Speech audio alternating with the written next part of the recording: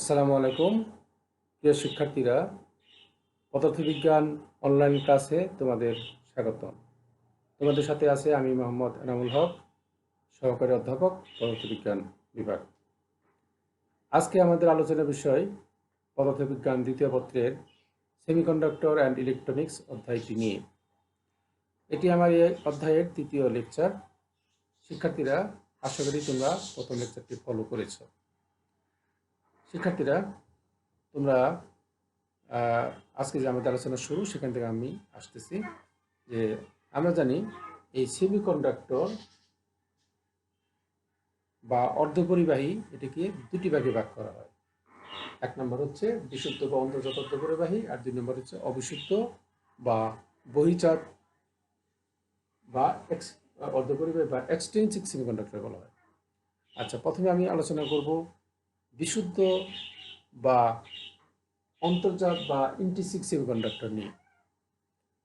যখন কোনো সেমিকন্ডাক্টরে কোনো ভেজাল বা অপদ্রব্য মেশানো হয় না, তখন যে সেমিকন্ডাক্টর পাওয়া যায় সেটা হচ্ছে আমাদের বিশুদ্ধ বা ইন্ট্রিনসিক সেমিকন্ডাক্টর। শিক্ষার্থীরা, এখানে কোনো অপদ্রব্য বা ভেজাল মেশানো হয় না, ফলে এখানে পরিবাহিতাও খুব বেশি বৃদ্ধি পায় না, ফলে এটি নিয়ে আর বেশি আলোচনা আমাদের নেই। তাহলে আমাদের দ্বিতীয় যেটা, সেটা হচ্ছে আমাদের অবিশুদ্ধ বা বহির্জাত অর্ধপরিবাহী বা ইংলিশে বলি আমরা এক্সট্রিনসিক সেমিকন্ডাক্টর। শিক্ষার্থীরা, এটি কাকে বলে? যখন কোনো বিশুদ্ধ অর্ধপরিবাহের সাথে সামান্য পরিমাণ অপদ্রব্য বা ভেজাল মেশানো হয়, তখন এই ধরনের সেমিকন্ডাক্টরের মধ্য দিয়ে পরিবাহিতা বহুগুণ বৃদ্ধি পায়। এই যে পদ্ধতিটা, এই পদ্ধতিকে বলা হয় অবিশুদ্ধ বা বহির্জাত অর্ধপরিবাহী। শিক্ষার্থীরা, তোমাদের একটা জিনিস এইমাত্র আমি বললাম, সেটা হচ্ছে যে ভেজাল মেশানো হয়। হ্যাঁ, অপদ্রব্য বা ভেজাল মেশানোর ফলেই এই পরিবাহিতা বৃদ্ধি পায়। আচ্ছা, তাহলে এই ভেজাল যখন কোনো বিশুদ্ধ অর্ধপরিবাহীর সাথে সামান্য পরিমাণ ভেজাল মেশানো হয়, এবং এই ভেজাল মেশানোর যে পদ্ধতি, একটা নির্দিষ্ট পদ্ধতি আছে, সেই পদ্ধতিকে বলা হয় আমরা কি ডোপায়ন। সে পদ্ধতিকে কি বলবো আমরা? ডোপায়ন, বা এটি হচ্ছে আমাদের একটা ডোপিং। এবং এই ভেজালগুলোর নাম কি? ভেজালগুলোর নাম হচ্ছে বা অপদ্রব্য, আমি লিখেছি বোরন, মানে বিতে বোরন, অ্যালুমিনিয়াম, গ্যালিয়াম। এগুলো কিন্তু আমাদের পর্যায় সারণীর ত্রিযোজী মৌল। আর এই দুই নম্বর নিচে যেটা লিখেছি, ফসফরাস, আর্সেনিক, অ্যান্টিমনি, এটা হচ্ছে আমাদের পর্যায় সারণীর পঞ্চযোজী মৌল।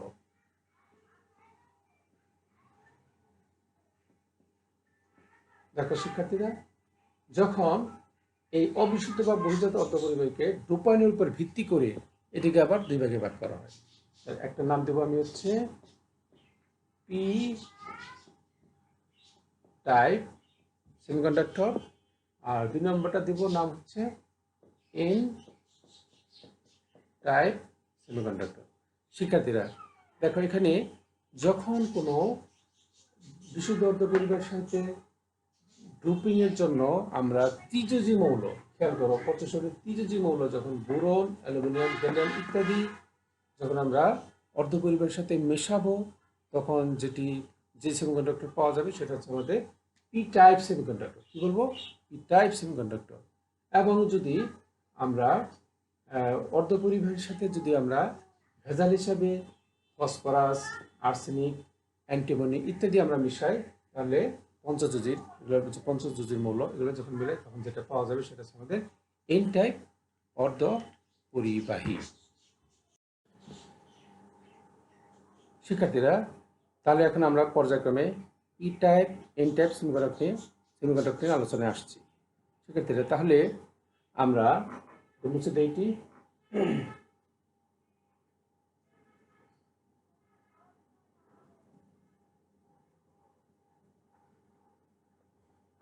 দেখো, প্রথমে আমাদের আলোচনা হচ্ছে পি টাইপ সেমিকন্ডাক্টর নিয়ে। পি টাইপ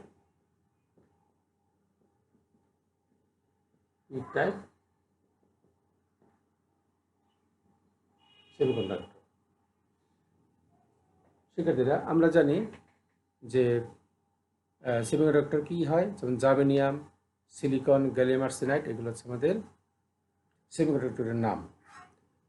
এখন তবে তো আমাদের সবচেয়ে পরিচিত হচ্ছে আমাদের দুটি, একটা হচ্ছে জার্মেনিয়াম, একটা হচ্ছে সিলিকন। একটা হচ্ছে জার্মেনিয়াম অথবা সিলিকন হচ্ছে আমাদের সেমিকন্ডাক্টর জাতীয় পদার্থ। এখন দেখো, এখন আমরা কি করব, এই সেমিকন্ডাক্টরের সাথে কি কি বলছি, অতি সামান্য পরিমাণ অপদ্রব্য আমরা মিশাবো। কিভাবে সেটা আমরা দেখি। আচ্ছা, তাহলে আমরা এই সেন্টারে নিলাম, আমরা পি টাইপ সেমিকন্ডাক্টর করব। তাহলে আমাদের কি করতে হবে, ত্রিযোজী যে মৌলগুলা সেগুলো আমরা করব। এর মধ্যে একটা পছন্দ করবো আমরা, হচ্ছে মনে করো গ্যালিয়াম। গ্যালিয়াম নিলাম, গ্যালিয়াম নিলাম। তাহলে কি হবে, আমরা গ্যালিয়াম, আর এবার কি থাকবে আমাদের,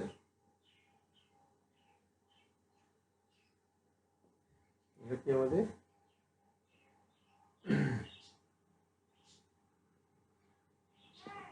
কি আমাদের সেমিকন্ডাক্টর পদার্থ কি, যেমন জার্মেনিয়াম, অর্থাৎ এই জার্মেনিয়াম যার যোজনী হচ্ছে ফোর, আর গ্যালিয়াম যার যোজনী হচ্ছে থ্রি। দেখো, এটা আমরা ব্যবহার করব। তাহলে এটা জার্মেনিয়াম, চারপাশে কি থাকবে, জার্মেনিয়াম, চারপাশে আছে জার্মেনিয়াম। আমরা বন্ধন, এদের একটা বন্ধন তৈরি হবে, সমযোজী বন্ধন তৈরি হবে, দেখতে পাচ্ছ। দেখো, আমরা জানি জার্মেনিয়ামের যোজনী হচ্ছে 4, আর গ্যালিয়াম যার যোজনী হচ্ছে 3। এখন কি করবে, জার্মেনিয়াম এবং গ্যালিয়াম তাদের মধ্যে একটা বন্ধন তৈরি হবে। বন্ধনটা কিরকম হবে, দেখো, গ্যালিয়ামের যোজনী হচ্ছে আমরা জানি 3, ও একটা দিকে একটা বন্ধন গঠন করলো, এখানে একটা বন্ধন গঠন করলো, এখানে একটা আমাদের বন্ধন গঠন করলো। খেয়াল করো, এখানে একটা বন্ধন গঠন করতে গিয়ে দেখলো যে গ্যালিয়ামের যোজনী তো 3, ইতিমধ্যে 3টা যোজনী সে শেয়ার করে ফেলেছে, তাহলে আরেকটা যোজনী তো তার নেই।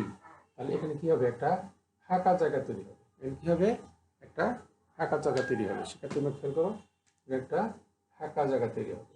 এই যে ফাঁকা জায়গাটা, সে কি আমার সাথে শেয়ার করতে পারলো না। তার মানে এই যে একটা ফাঁকা জায়গা তৈরি হলো, এটাকে আমরা বলবো হোল। এটাকে আমরা কি বলবো, হোল। শিক্ষার্থীরা, আচ্ছা, এমনি একটা জিনিস খেয়াল করো, যেখানে আমরা কি করেছি, যে জার্মেনিয়ামের যোজনী তো 4, তার মানে এই দিক থেকে তার আরো 3টা যোজনী আছে, এখানে এই দিকেও 3টা যোজনী আছে, যোজনী আছে কেন।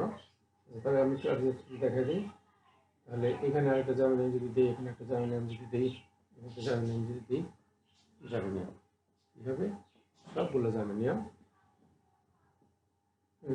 একটা বন্ধন করতে হবে।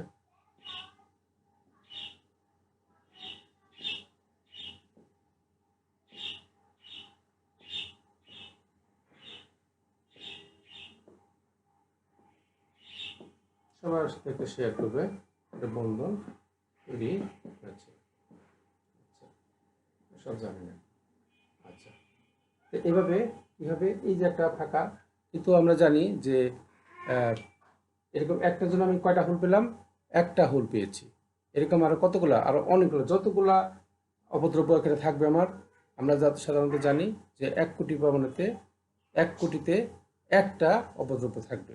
এরকম তো যদি একটা না, অসংখ্য কোটি কোটি, তখন অনেকগুলা হোল এখান থেকে বেরিয়ে আসবে। তাহলে এই পি টাইপ সেমিকন্ডাক্টরে আমরা দেখতে পাচ্ছি যে আমরা কি পাচ্ছি, একটা হোল পাচ্ছি। হোলটা কি আমাদের ধনাত্মক চার্জ বাহক, ধনাত্মক চার্জ বাহক। এখন এই হোলটাই কি হচ্ছে, এখানে আমাদের তড়িৎ পরিবহনে অংশগ্রহণ করতেছে, এবং এই ফাঁকা জায়গাটা পূরণ করার জন্য কি পাশে একটা ইলেকট্রন এখানে চলে আসবে, আবার যেটা ফাঁকা হলো সেটাকে পূরণ করার জন্য সে আরেকটা ইলেকট্রন এসে ওখানে দখল করবে। এভাবে যে একটা ঘটনা ঘটে থাকবে, এটাই হচ্ছে ইলেকট্রনের প্রবাহ, এটাই হচ্ছে আমাদের এখান থেকে আমরা পাবো কি তড়িৎ প্রবাহ। তার মানে আমরা পি টাইপ সেমিকন্ডাক্টরে দেখতে পাচ্ছি এখানে মেজরিটি যে তড়িৎ প্রবাহে অংশ করছে, তার সেটা হচ্ছে আমাদের পজিটিভ ধনাত্মক চার্জ বাহক, যার নাম হচ্ছে হোল। এবার আমাদের আলোচনা হচ্ছে এন টাইপ সেমিকন্ডাক্টর নিয়ে। শিক্ষার্থীরা, তাহলে আমি এখানে কি মুছে দিলাম, আমাদের হয়ে গেল কি এন টাইপ সেমিকন্ডাক্টর। এবার এন টাইপ সেমিকন্ডাক্টর যখন আমরা গঠন করব, তখন একই পদ্ধতিতে আমরা জানি যে অর্ধপরিবাহী যেমন জার্মেনিয়াম বা সিলিকনের সাথে যদি আমরা পঞ্চযোজী মৌল যেমন অর্থাৎ যার যোজনী 5, যেমন আর্সেনিক, যার যোজনী 5, এগুলো এই ধরনের পদার্থ যদি আমরা মেশাই, তাহলে যেটা ঘটবে সেটা হচ্ছে আমাদের এন টাইপ সেমিকন্ডাক্টর। আমরা একটু দেখি একই অনুকরণে। এই যে আমাদের চারপাশে কি থাকবে, জার্মেনিয়ামই থাকবে, এটা আমাদের হচ্ছে সেমিকন্ডাক্টর পদার্থ। এইখানে আমি কি করব, দেখো এটা আমি চেঞ্জ করে দেবো। এখানে যদি আমি এখন আর্সেনিক বসায় দিই, আর্সেনিকের যোজনী কত খেয়াল করো তোমরা, এই যে পার্থক্যটা খুব সহজ, একটা বলে আরেকটা করা যাবে। আর্সেনিকের যোজনী হচ্ছে কি, আর্সেনিকের যোজনী হচ্ছে 5। এখন দেখো এখানে কি হবে, এখানে আমাদের আর্সেনিকের যোজনী কটা আছে, 5টা, 1 2 3, এখানে একটা যোজনী হলো 4, আরেকটা যোজনী রয়ে গেল। এই যে যোজনী ইলেকট্রন রয়ে গেল, যেটা কি কারোর সাথে বন্ধন গঠন করতে পারছে না। এই যে অতিরিক্ত ইলেকট্রন, সেই অতিরিক্ত ইলেকট্রনটা এখানে কি করবে, আমাদের এখানে তড়িৎ পরিবহনে অংশগ্রহণ করবে। এন টাইপ, এই যে অতিরিক্ত, এর নাম কি, মুক্ত ইলেকট্রন। এর নাম হচ্ছে আমাদের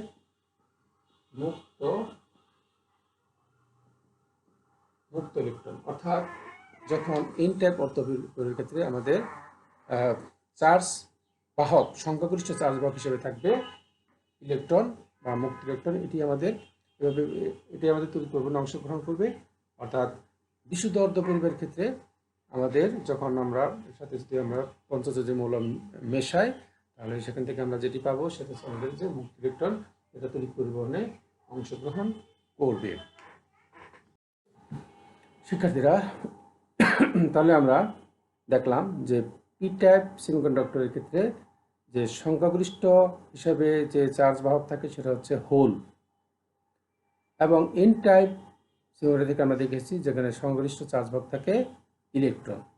এখন এই একটা পি টাইপ এবং একটা এন টাইপ সেমিকন্ডাক্টর খণ্ডকে যদি আমি পাশাপাশি রাখি, তাহলে যেটা তৈরি হচ্ছে সেটা হচ্ছে আমাদের পিএন জাংশন, অর্থাৎ পিএন জাংশন ডায়োড।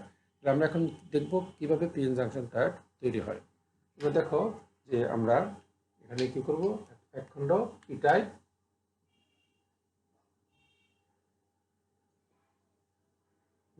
এক খণ্ড এর নাম দেব আমি পি টাইপ, এবং পাশাপাশি আরেক খণ্ড আমাদের এন টাইপ সেমিকন্ডাক্টর। এটা পি টাইপ, এটা এন টাইপ সেমিকন্ডাক্টর যদি আমি পাশাপাশি রাখি, তাহলে যেটা তৈরি হলো সেটাকে বলে আমরা পিএন জাংশন ডায়োড। তাহলে যখন ইন্টারেস্টিং, অনেক মজার বিষয় আছে, আমরা পর্যায়ক্রমে দেখতে থাকি। দেখো যখন পি টাইপ এন টাইপ রাখলাম, আমরা জানি পি টাইপের সংখ্যাগরিষ্ঠ হচ্ছে আমাদের হোল, আর এন টাইপের সংখ্যাগরিষ্ঠ কি ছিল, ইলেকট্রন। অর্থাৎ এখানে প্রচুর হোল বেশি, এখানে ইলেকট্রন সংখ্যার আধিক্য বেশি আছে। তাহলে এখন যখন এরকম এক পাশে হোল, এক পাশে ইলেকট্রন যখন থাকবে, অর্থাৎ হোলকে আমি একটু আঁকি, মনে করে এগুলো হচ্ছে আমাদের হোল, হচ্ছে আমাদের হোল, হ্যাঁ। এবং এই পাশে কি আছে আমাদের ইলেকট্রন, সংখ্যাগরিষ্ঠ অনেক ইলেকট্রন আছে, তবে পাশাপাশি কিছু নেগেটিভ ও থাকবে, নেগেটিভ চার্জও থাকবে, পজিটিভ চার্জও থাকবে, কম কম অল্প পরিমাণে।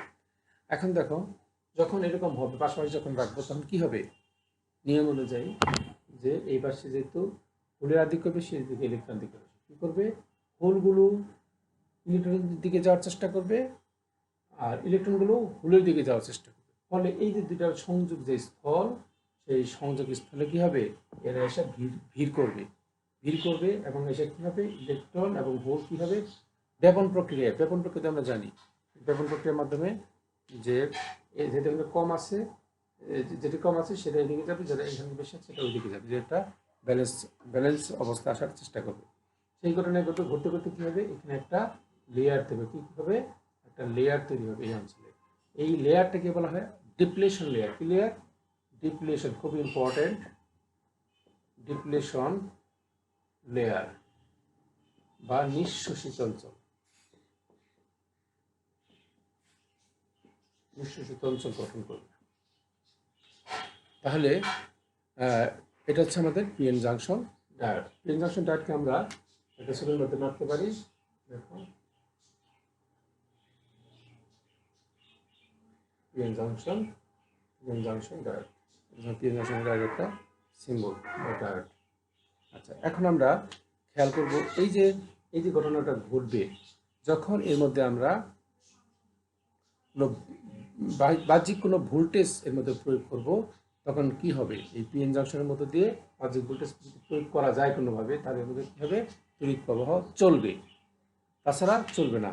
এবং সেটা নির্ভর করবে কীভাবে এটাকে আমরা এই বহিস্থ ভোল্টেজ কীভাবে এর ব্যাপারে প্রয়োগ করলাম, এটা নিয়ে এখন আমরা আলোচনা করব।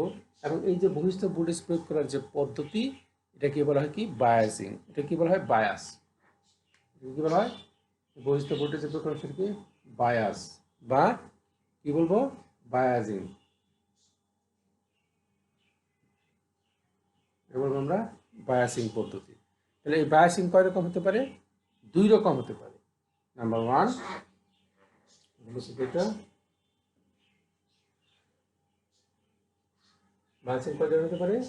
2 ধরনের। একটা হচ্ছে ফরওয়ার্ড বায়াস, একটা হচ্ছে রিভার্স বায়াস। ফরওয়ার্ড বায়াস মানে কি? সম্মুখী যোগ, আর রিভার্স বায়াস হচ্ছে আমাদের বিপরীতমুখী যোগ বা বিমুখী যোগ।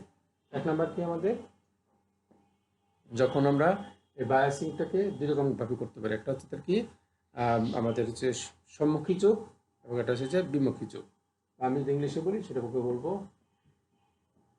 ফরওয়ার্ড বায়াস বা সম্মুখী যোগ। এখন কিভাবে হয় এটা দেখো, আমরা কিছুক্ষণ আগে দেখেছি একটা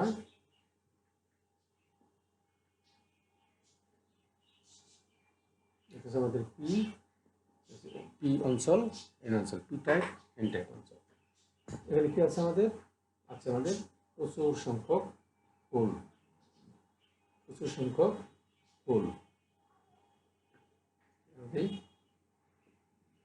আমাদের পোল। আর এই পাশে কি? প্রচুর সংখ্যক ইলেকট্রন। কালো করে দিলাম জন্য, আমাদের ইলেকট্রন। তাহলে কি হবে? যে কি ইলেকট্রন। এখন এখানে যেটা হবে সেটা হচ্ছে আমাদের শিক্ষার্থীরা, তাহলে আমি বলতে চাই যে ফরওয়ার্ড বায়াসটা কখন হবে? সেটা যদি পিএন জাংশনে যদি বহিস্থ ভোল্টেজ এমনভাবে প্রয়োগ করা হয় যাতে পি টাইপ বস্তুর সাথে ব্যাটারির পজিটিভ প্রান্ত এবং এন টাইপ বস্তুর সাথে ব্যাটারির নেগেটিভ প্রান্ত সংযুক্ত থাকে, তখন যেটা তৈরি হয় সেটা হচ্ছে আমাদের ফরওয়ার্ড বায়াস। দেখো, পি প্রান্তের সাথে ব্যাটারির পজিটিভ প্রান্ত এবং এন প্রান্তের সাথে ব্যাটারির নেগেটিভ প্রান্ত এখানে সংযুক্ত করা হয়েছে এবং এটাই হচ্ছে আমাদের ফরওয়ার্ড বায়াস। আচ্ছা, এক্ষেত্রে কি হয় সেটা আমরা এখন দেখব। এরকম কিন্তু দেখা যায়, দেখো এখানে আমাদের বলছে এখানে হোলের সঙ্গে আধিক্য বেশি, এখানে ইলেকট্রনের আধিক্য বেশি আমরা ছবিতে দেখতে পাচ্ছি। তাহলে যেটা ঘটবে সেটা তোমরা মনোযোগ দিয়ে খেয়াল করো। এখন যখনই আমরা এখানে ভোল্টেজ বাড়াতে থাকবো, আমরা জানি যে জার্মেনিয়ামের ক্ষেত্রে 0.3 ভোল্ট এবং সিলিকনের ক্ষেত্রে 0.75 এরকম একটা ভোল্টেজ আমরা অ্যাপ্লাই করবো, তখন এই ঘটনাটা ঘটবে। এবং আমরা যখন দেখবো যে এখানে দেখো এখানে কি হবে, যখন পজিটিভ এখান থেকে কি হবে এখান থেকে ভোল্ট এসে কি করবে, এটাকে এই থাকার ভোল্টগুলোকে সামনের দিকে ধাক্কা দেবে।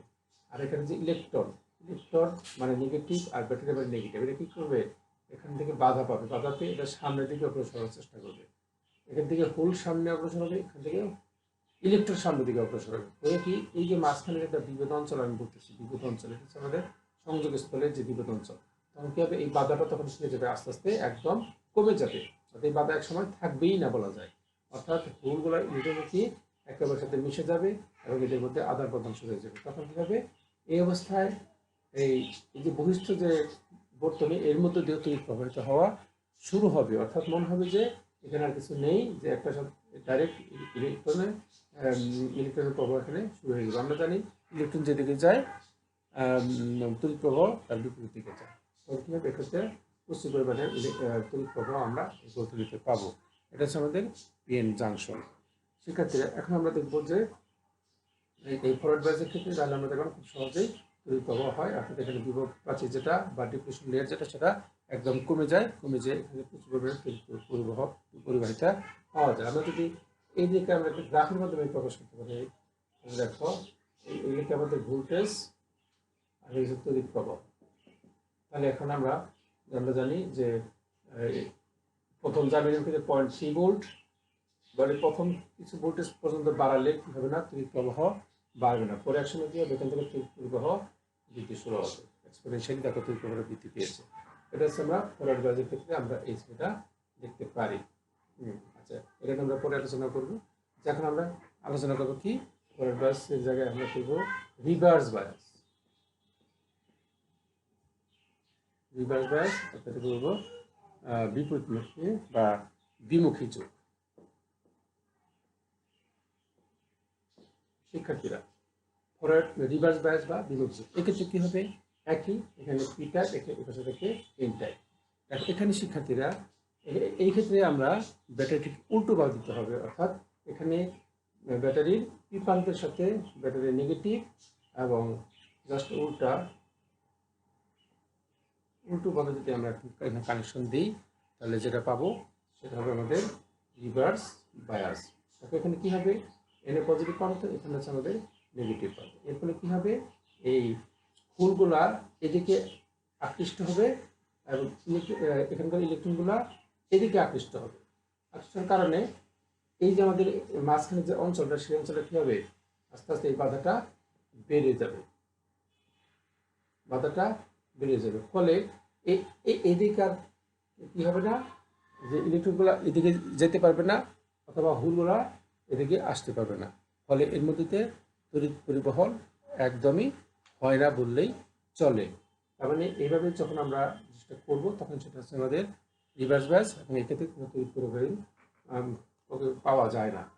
এই ক্ষেত্রে যদি আমি গ্রাফটাকে করি, সেটা দেখো যে এখানে আমরা এদিকে হচ্ছে ভোল্টেজ, এদিকে হচ্ছে আমাদের কারেন্ট। এখন দেখো যে আমি দেখেছি এই অংশটা হচ্ছে আমাদের রিভার্স বায়াস, আর এই অংশটা হচ্ছে আমাদের এই পাশটা হচ্ছে আমাদের রিভার্স বায়াস। ভোল্টেজটা আমরা নেগেটিভে বাড়াচ্ছি, অর্থাৎ এদিকে বাড়াচ্ছি। প্রকৃতপক্ষে এখানে অল্প কিছু কারেন্ট শুরুতে আমরা পাই। তাই কী হবে, এক পর্যায়ে বাড়াতে যত এই ভোল্টেজ আমরা বহিষ্ঠ ভোল্টেজ বাড়াতে থাকবো, কিন্তু এখানে পরিবহন কমতে থাকবে। কমতে হঠাৎ করে এমন একটা ভোল্টেজ আছে যে ভোল্টেজের ক্ষেত্রে আর মানে সব বাধা ভেঙে যে প্রচুর পরিমাণে প্রভাবিত হয়। এটা হচ্ছে আমাদের বিমুখ যুগের ক্ষেত্রে আমরা এটা পাই। শিক্ষার্থীরা তাহলে এখন আমরা দেখব পিএন জাংশন বৈশিষ্ট্য। একটা গ্রাফের মাধ্যমে আমরা এই বৈশিষ্ট্যটা দেখব। আমরা দেখো এখানে আমরা একটা গ্রাফ এঁকেছি, পিএন জাংশন বৈশিষ্ট্য। দেখো এটা হচ্ছে আমাদের ভোল্টেজ লাইন ভিএফ, এদিকে দিয়েছি আমি ভিআর, মানে ভিএফ মানে ফরওয়ার্ড বায়াসের জন্য যে ভোল্টেজ, আর রিভার্স বায়াসের জন্য যে ভোল্টেজ, এটা বোঝানোর জন্য।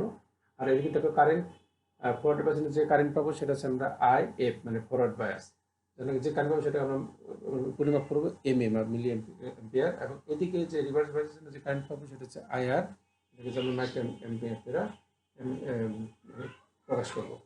এখন দেখো যখন আমরা ফরওয়ার্ড বায়াসের ক্ষেত্রে আগে আমরা আলোচনা করব, যে যখন আমরা আগের যে চিত্র দেখেছি যে ফরওয়ার্ড বায়াস যখন করি তখন আমরা কি আস্তে আস্তে ভোল্টেজ বাড়াতে প্রথম ক্ষেত্রে কী হবে, যখন আমরা ভোল্টেজ বাড়াইতেছি কিন্তু কোনো কারেন্ট প্রবাহিত হচ্ছে না। তার মানে দেখো এখান থেকে এই পর্যন্ত আমি পেয়েছি, গ্রাফটা খেয়াল করো, এই পর্যন্ত আমি পেয়েছি 0, মানে ভোল্টেজ বাড়াচ্ছি কিন্তু তড়িৎ প্রবাহ হয়নি। হঠাৎ করে এখানে যখন আসছে আমরা জানি জার্মেনিয়ামের ক্ষেত্রে 0.3 ভোল্ট, আর সিলিকনের ক্ষেত্রে খুব সম্ভবত 0.7 ভোল্ট। এই মানটা যখন পাবে, যদি জার্মেনিয়াম ব্যবহার করি তাহলে 0.3 ভোল্ট আসবে, এই রেজাল্ট অতিক্রম করবে, তখন হঠাৎ করে এইখানকার যে তড়িৎ প্রবাহ সেটা কি সূচকীয়ভাবে বাড়তে থাকে, এবং এটাকেই আমরা বলতেছি জেনারেল ভোল্টেজ বা থ্রেশহোল্ড ভোল্টেজ বা কাট ইন ভোল্টেজ বলা হয়। আচ্ছা, এটা গেলো আমাদের ফরওয়ার্ড বায়াসের ক্ষেত্রে। এখন দেখো রিভার্স বায়াসের ক্ষেত্রে কি হয়। রিভার্স বায়াস কি সংযোগ দেওয়ার পরে কি হবে, আমরা জানি শুরুতে যখন আমরা রিভার্স বায়াসের ক্ষেত্রে ব্যাটারি যখন আমরা বাড়াতে থাকি তখন কি হবে, তখন দেখো যে শুরুতেই আমরা দেখি এক্ষেত্রে কিছু পরিমাণ কারেন্ট পাওয়া যায়, স্টার্টিংয়ে কিছু কারেন্ট পাওয়া যায়, এখান থেকে মিলিয়ন থেকে আমরা মাইক্রোঅ্যাম্পিয়ারে মাপছি, সামান্য পরিমাণ কারেন্ট আমরা দেখতে পাচ্ছি।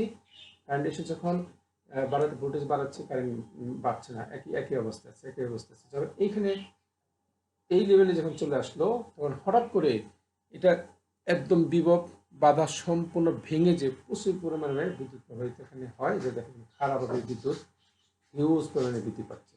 এবং এই স্টেজটাকে বলা আমরা কি বিনাশী ভোল্টেজ বা জেনারেল ভোল্টেজ বা ব্রেকডাউন ভোল্টেজ আমরা এটাকে বলি। তাহলে আমরা পিএন জংশন বৈশিষ্ট্য দেখলাম। এখন আমরা এই পর্যায়ে আজকে আমাদের আলোচনা শেষ হবে। এখন কিছু হোমওয়ার্ক দিয়ে আমরা আমাদের লেকচারটা শেষ করব। তোমরা হোমওয়ার্কের জন্য প্রস্তুত শিক্ষার্থী, তাহলে তোমরা হোমওয়ার্কের জন্য প্রস্তুত। 1 নাম্বার হচ্ছে হোমওয়ার্ক, ব্যান্ড তত্ত্ব কি, তো খাতা লিখে নাও। 2 নাম্বার অর্ধপরিবাহী কি, 3 নাম্বার ডায়োড কাকে বলে, 4 নাম্বার পিএন জাংশন কি, 5 নাম্বার পি টাইপ ও এন টাইপ অর্ধপরিবাহক কাকে বলে, 6 নাম্বার ডুপায়ন কি, ডুপায়ন তড়িৎ প্রবাহে কি ভূমিকা রাখে ব্যাখ্যা করো। বিশুদ্ধ অর্ধপরিবাহিত অপদ্রব্য বা মিশ্রিত করা হয় কেন ব্যাখ্যা করো। পিএন জাংশন কিভাবে ডায়োড হিসেবে কাজ করে। 9 নম্বর তাপমাত্রা বৃদ্ধিতে পরিবাহিতা বৃদ্ধি পায় কেন। 10 নম্বর ডিপ্লেশন লেয়ার সৃষ্টির কারণ ব্যাখ্যা করো। 11 নম্বর ডোপিং কাকে বলে। নেক্সট 12 নম্বর বায়াসিং কি ধরনের হয় বিস্তারিত ব্যাখ্যা করো। ফরওয়ার্ড বায়াস ও রিভার্স বায়াস ব্যাখ্যা করো।